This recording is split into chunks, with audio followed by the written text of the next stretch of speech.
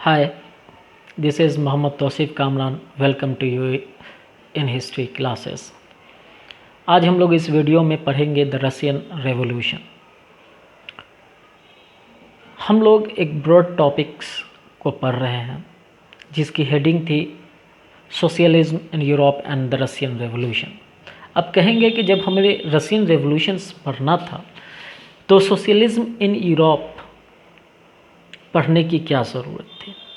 तो अभी तक हम लोग इस ब्रॉड सेक्शन का एक ब्रॉड टॉपिक्स का एक सेक्शन सोशलिज्म इन यूरोप पढ़ लिया, और सोशलिज्म इन यूरोप जब पढ़ा तो उसके ज़रिए हम लोगों ने ये समझा कि जो सोशलिज्म की आइडियोलॉजी है, जो समाजवाद की विचारधारा है, वो कैसे यूरोप के अंदर इमर्ज हुई, वो और कैसे फ्लोरिश हुई, वो कौन सी कंडीशंस थी जिसकी वजह से यूरोप के अंदर सोशलिज्म आई, और सोशलिज्म लाने के लिए कौन से पॉलिटिकल साइंटिस्ट ने, कौन से सोशल साइंटिस्ट ने, सोशल थिंकर्स ने अपना कंट्रीब्यूशंस दिया, और कैसे सोशलिज्म को यूरोप का एक पॉपुलर आइडियोलॉजी बना लिया।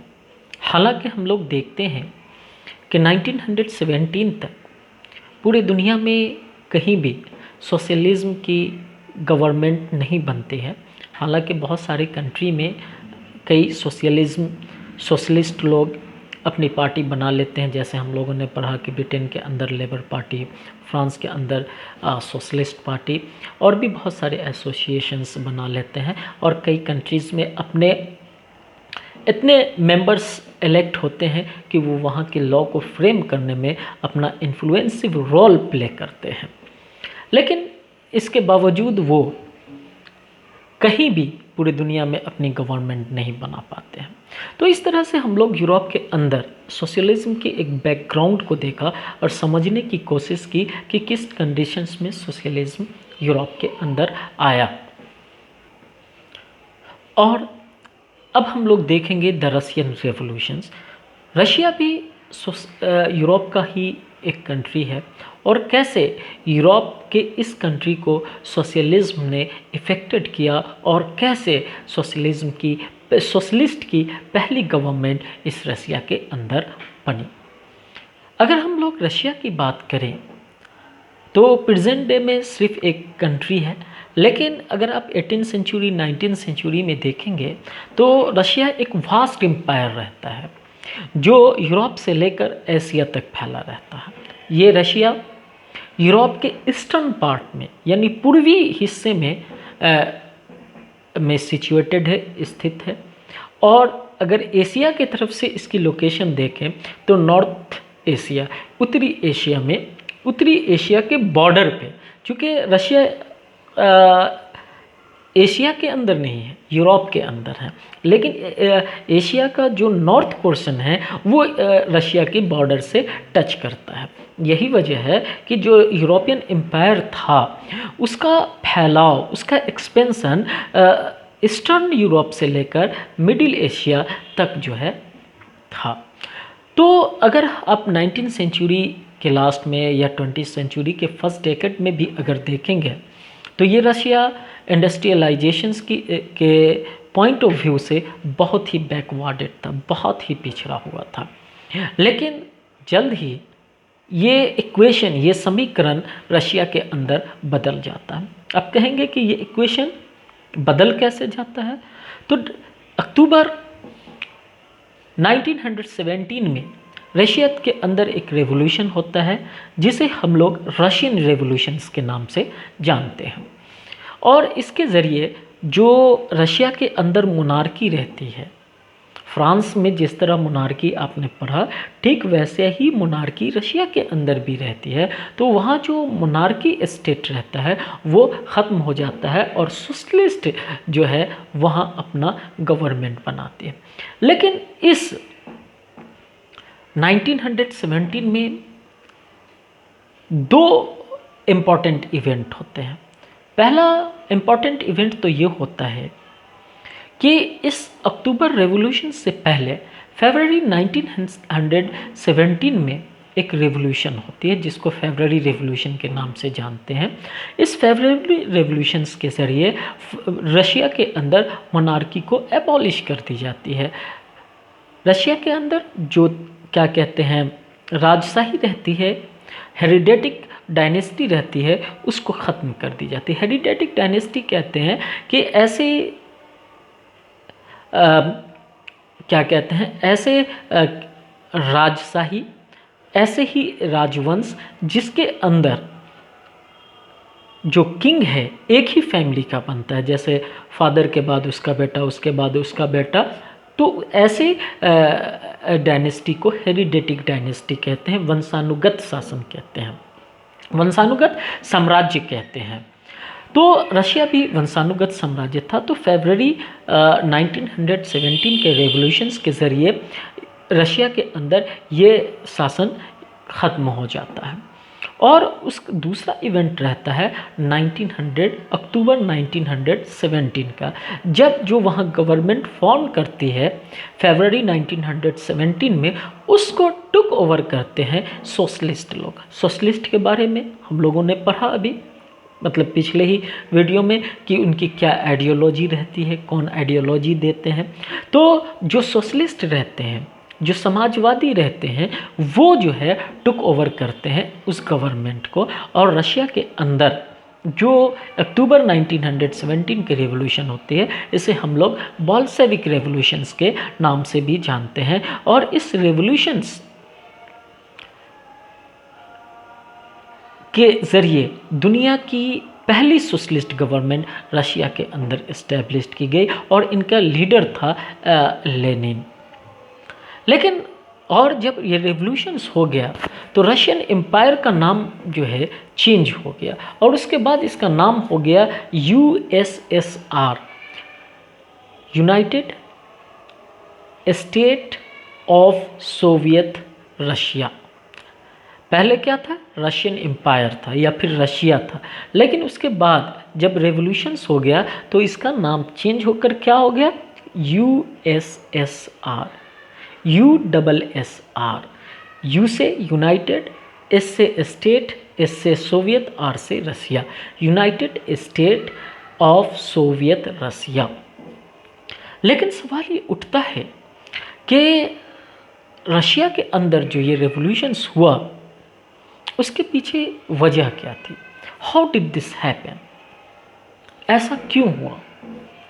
What were the social and political conditions? और ऐसा होने के लिए रशिया के अंदर क्या सामाजिक और राजनीतिक स्थिति थी? और इन दोनों का जब तक हम लोग उत्तर आंसर नहीं समझेंगे तब तक हम लोग रशियन रेवोल्यूशन को ठीक से समझ नहीं सकते हैं कि आखिर सोशलिस्ट रेवोल्यूशन रशिया के अंदर क्यों हुआ। तो हम लोग आगे रशिया के सोशल और पॉलिटिकल कंडीशंस को भी पढ़ेंगे ताकि हम लोग जान सकें कि इसने कैसे एक फर्टाइल फील्ड रशियन रेवोल्यूशंस के लिए रशिया के अंदर अवेलेबल कराया।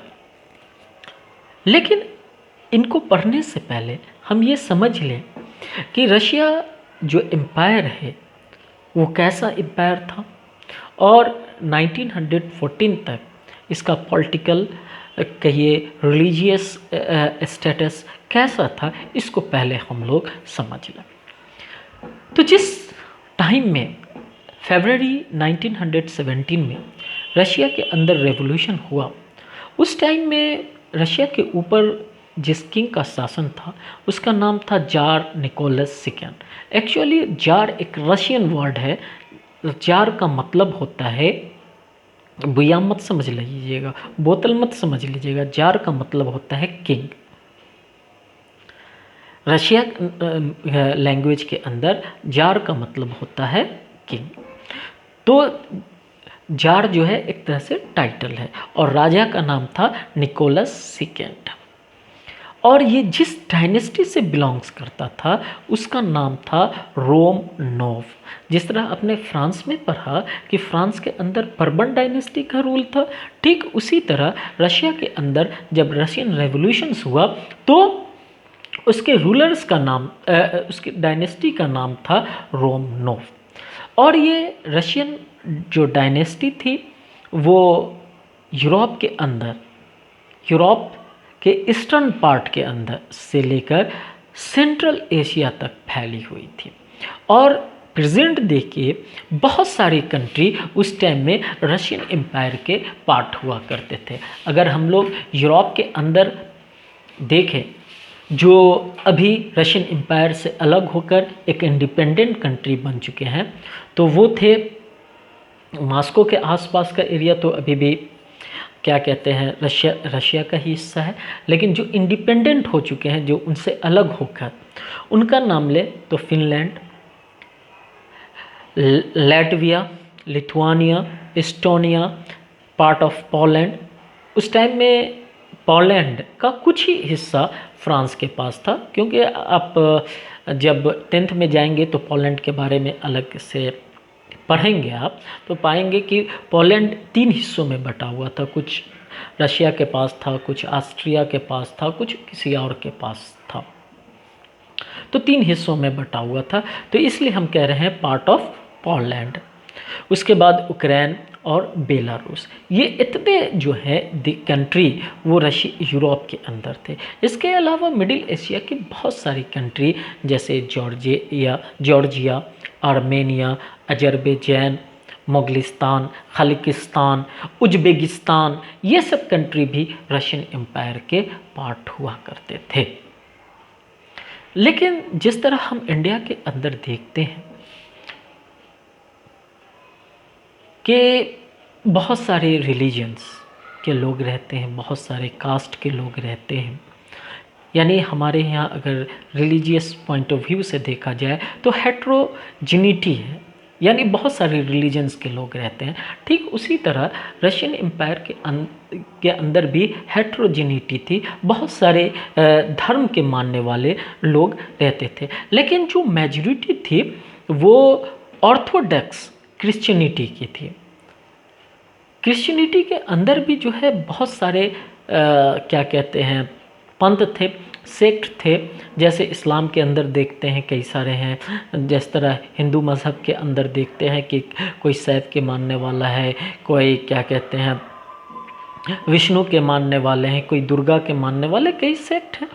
ठीक उसी तरह क्रिश्चियनिटी के अंदर भी बहुत सारे सेक्ट थे, उसमें जो मेजॉरिटी थी वो ऑर्थोडॉक्स क्रिश्चियनिटी की थे। खास करके ये ईस्टर्न यूरोप के अंदर जितने कंट्री का नाम बताए ये लोग इसी ऑर्थोडॉक्स क्रिश्चियनिटी के मानने वाले थे। इसके अलावा ऐसा नहीं है कि सिर्फ ये थे, और भी रिलीजन्स थे।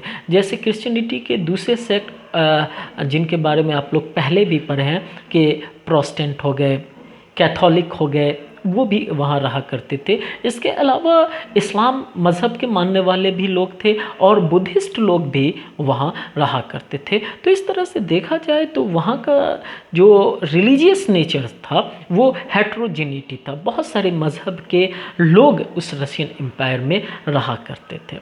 तो इस तरह से अगर एक रफ आउटलाइन देखा जाए उस रशियन एम्पायर का रेवोल्यूशन से पहले, तो आप पाएंगे कि रशिया जो है एक बड़ा एम्पायर था जो यूरोप से लेकर एशिया तक फैला हुआ था। वहाँ भी मोनार्की थी और रोमनोव डायनेस्टी का रूल था। और उस टाइम जो वहाँ के राजा थे उनका नाम था जार निकोलस सेकेंड। लेकिन आखिर रेवोल्यूशंस क्यों हुआ? तो रेवोल्यूशंस होने के लिए वहाँ की इकोनॉमिक, सोशल और पॉलिटिकल कंडीशंस बहुत ही क्या कहते हैं उनका जो है कंट्रीब्यूशंस था, उनका योगदान था।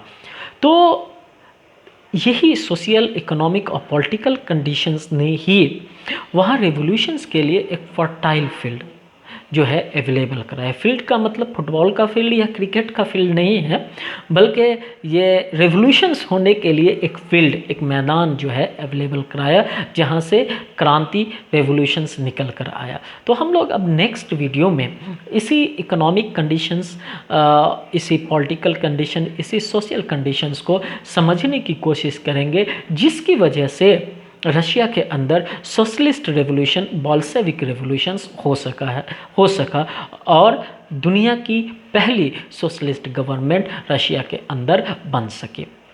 आई होप आपने समझा होगा इन चीज़ों को। अगर आपको कोई चीज़ें समझ में नहीं आती है तो आप कमेंट सेक्शन में कमेंट करके हमसे पूछ सकते हैं, हम उसका आंसर देंगे। Thank you.